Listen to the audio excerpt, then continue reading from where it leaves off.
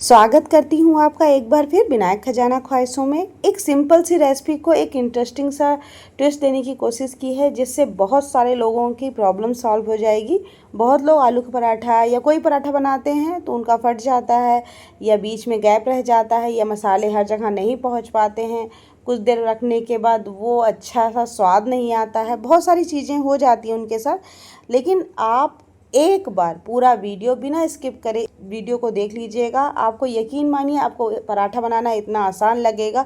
जिन्होंने कभी भी पराठा नहीं बनाया है वो भी इस पराठे को बना सकते हैं। आप स्टूडेंट हैं, बैचलर हैं, या कहीं अलग रहते हैं, आपको मन करता है कि पराठे बना लूँ आलू के या किसी चीज़ के, दाल के, और जब भरने की बारी आती है तो परेशानी हो जाती है कि वो भरेंगे कैसे, भरना ही नहीं आता है मुझे। बहुत लोग क्या करते हैं, 2 रोटी बनाते हैं, एक को लगाते हैं, फिर चिपकाते हैं, उससे वो तवे पे जाते ही खुल जाता है।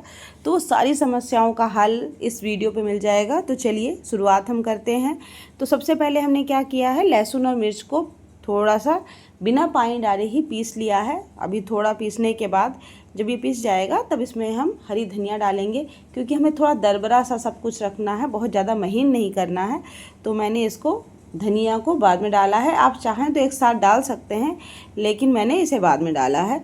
तो देखिए अब थोड़ा सा आपको दिखाते हैं। एक दो जो बड़ी रह गई थी उसको मैंने निकाल दिया है, और बारीक सा, देखिए बहुत बारीक नहीं है, दरदरा सा है, इसको हमने पीस के एक साइड में निकाल के रख दिया है। अब प्याज को लेंगे, चॉपर में चॉप कर लेंगे। आप प्याज अपने मुताबिक जितना मन हो आप उतना डाल सकते हैं। अगर आपको प्याज का फ्लेवर बहुत अच्छा लगता है तो ज़्यादा कर लीजिए। मैंने 4 से 5 प्याज लिया था और उसको बारीक सा चॉप कर लिया है।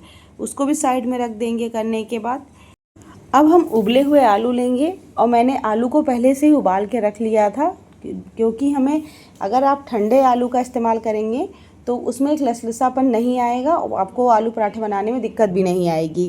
अब हम क्या करेंगे, आलू को कद्दूकस कर लेंगे, पनीर को कद्दूकस कर लेंगे। अब दोनों चीज़ों को कद्दूकस करके एक साइड में रख देंगे। अब इन सभी चीज़ों को एक साइड में रख देंगे और कढ़ाई लेंगे। कढ़ाई में डालेंगे कड़वा तेल। आप जो भी खाते हैं, घर में इस्तेमाल करते हैं, वो तेल इस्तेमाल कर सकते हैं।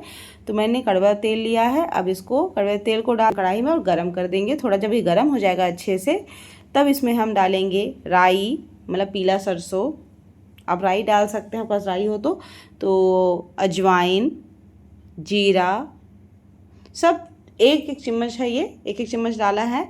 हमने छोटा चम्मच लिया है ना, इसलिए 2-2 चम्मच दिख रहा है आपको, तो मैंने एक एक चम्मच ही ले लिया है इसको।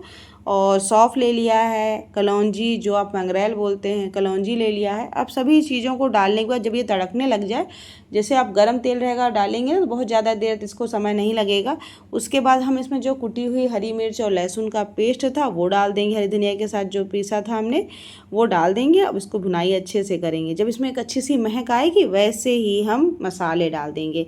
बहुत ज़्यादा नहीं भूनेंगे, क्योंकि मसाले डालेंगे तो जल जाएगा, इसीलिए धीमा कर दीजिएगा गैस। अब मैंने 1 बड़ा चम्मच में पाव भाजी मसाला, हल्दी, कुटी हुई लाल मिर्च स्वाद अनुसार रखिएगा, आप अपने जैसा भी आप तीखा खाते हो, नमक स्वाद अनुसार। आप ये सब चीज़ें, मिर्च और नमक हमेशा अपने स्वाद अनुसार रखें। अब इन सभी चीज़ों को हम मिला देंगे और भूनेंगे। अब देखिए जैसे आप इन सभी चीज़ों को भूनेंगे एक अच्छी सी महक आएगी। आप एक बार इस तरह से पराठा बना के देखिए। आप किसी भी चीज़ का पराठा बना रहे हो, अगर इस तरह से बनाएंगे उसका स्वाद बहुत ही बेहतरीन आता है। अब इसमें हम प्याज डाल देंगे। प्याज हमने बाद में इसलिए डाला कि उसमें एक क्रंच होता है, वो हमें रखना है, बरकरार रखना है, इसीलिए बहुत ज़्यादा पहले नहीं डाला प्याज को। अब देखिए इसको भूनने का, इसमें आलू डाल देंगे, क्योंकि बहुत ज़्यादा नहीं भूनना है, हमने कहा ना बहुत ज़्यादा हमें प्याज को नहीं भूनना है। अब जो हमने पनीर और आलू को कद्दूकस किया था वो डाल देंगे। अब इसको हम भूनेंगे जब तक ये कढ़ाई छोड़ने ना लगे। अगर आपने ताज़ा आलू उबाल के रखा है तो बहुत समय लगता है इसको भूनने में, क्योंकि वो और ज़्यादा पिघल जाता है, तो ठंडा करते हैं तो टाइम लग जाता है। अब इसको हम भूनेंगे, और जब ये अच्छे से भुन जाएगा, देखिए कढ़ाई छोड़ने लगा है, इसको रख देंगे एक साइड में, ठंडा हो जाएगा। आटे को लगा लेंगे हम तब तक, और इसको ठंडा हो जाने देंगे। जब ठंडा हो जाएगा तब आपको आसानी से भरने में भी दिक्कत नहीं आएगी, और फिर आप बना भी सकेंगे अच्छे से पराठा। अब हमने आटे को, देखिए कितना सॉफ्ट आटा गूँथा है, आप देख सकते हैं कितना सॉफ्ट है। तो हमेशा पराठे का आटा जो लगाते हैं वो बहुत ही सॉफ्ट रखिए, जितना आप सॉफ्ट रखेंगे पराठा भी उतना सॉफ्ट बनेगा, उसको बेलने में समस्या नहीं होगी, उसको भरने की समस्या नहीं आएगी। अगर आप इस तरह के आटे में भरेंगे तो भर भी जाएगा, लेकिन आज मैंने कहा था ना कि आपको नए तरीके से पराठा सिखाऊंगी बनाना, तो इसीलिए इसको भरना नहीं है, परेशान मत होइए। अब हम आटे को भी गूँथ के हमने रख दिया था रेस्ट पे कम से कम 10 से 15 मिनट के लिए, तब तक हमारा आलू भी ठंडा हो गया था। अब हम शुरू करेंगे पराठा बनाना। तो लोई ले ली बड़ी सी, जैसा भी आपको जितनी बड़ी बनानी हो उस हिसाब से ले लीजिएगा। तो मैंने एक लोई ले ली बड़ी सी। अब इसको बड़ी सी रोटी बेलेंगे, जितनी बड़ी आप बेल सकते हैं उतनी बड़ी बेल लीजिए। अगर तवे के हिसाब से बेलिएगा, जितनी बड़ी आपका तवा हो उसी के हिसाब से बेलिएगा रोटी को। तो देखिए खूब अच्छे से बड़ी सी रोटी हमने बेल ली है, और पतली रोटी बेलिएगा, जिस तरह आप नॉर्मल रोटी बनाते हैं वैसे ही आपको बेलनी है इसको।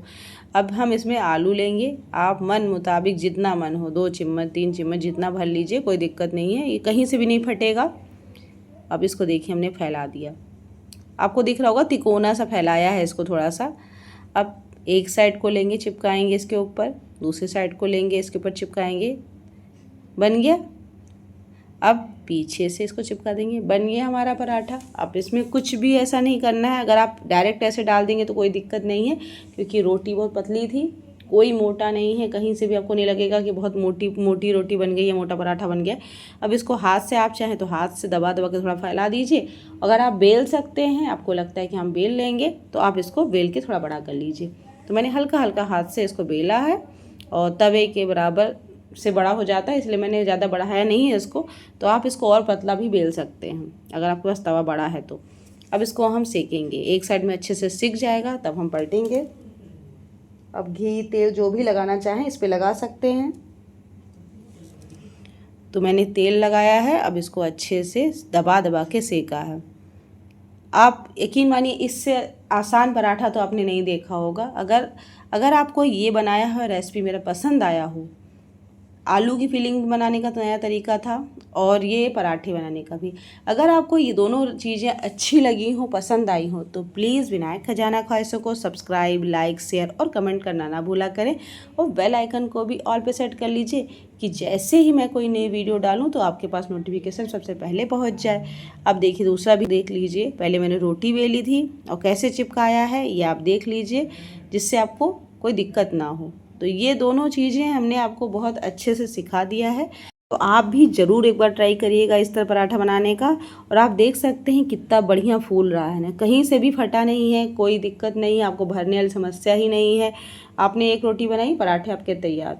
तो बहुत जल्दी बन भी जाता है, बहुत ज़्यादा समय नहीं लेता है, और देखने में भी बहुत सुंदर लगता है। आप गोल वाले पराठों से ऊब गए हों तो एक बार ज़रूर ट्राई करिएगा, बहुत ही बढ़िया बनता है। मैंने इसके साथ बनाया था अचारी परवल प्याज के अचार की रेसिपी, तो आपके साथ पहले ही मैंने शेयर की है, आप चाहें तो उसे देख सकते हैं। और पराठों को दिखाते हैं, बहुत गर्म था तो हाथ से तोड़ते नहीं बन रहा था, तो मैंने कैंची से काट दिया था इसको। आपको दिखाते हैं, कोना देखिए इसका, कोने तक आलू भरा हुआ है, आलू और पनीर की फिलिंग है। अब इसको हम काट के दिखाते हैं आपको कि कितना सॉफ्ट बना है। अगर आपने नरम आटा बनाया है ना तो पराठे भी बहुत सॉफ्ट बनेंगे। आपको करारे पसंद हैं तो उसकी बात अलग है, और अच्छे से सेक लीजिए। मुझे सॉफ्ट पराठे पसंद हैं तो मैंने सॉफ्ट ही रखे हैं इसको। तो आप कब बना रहे हैं और जब बनाएं तो प्लीज़ कमेंट करके ज़रूर बताइएगा कि आपकी ये रेसिपी कैसी बनी। Thank you so much for watching, take care, bye.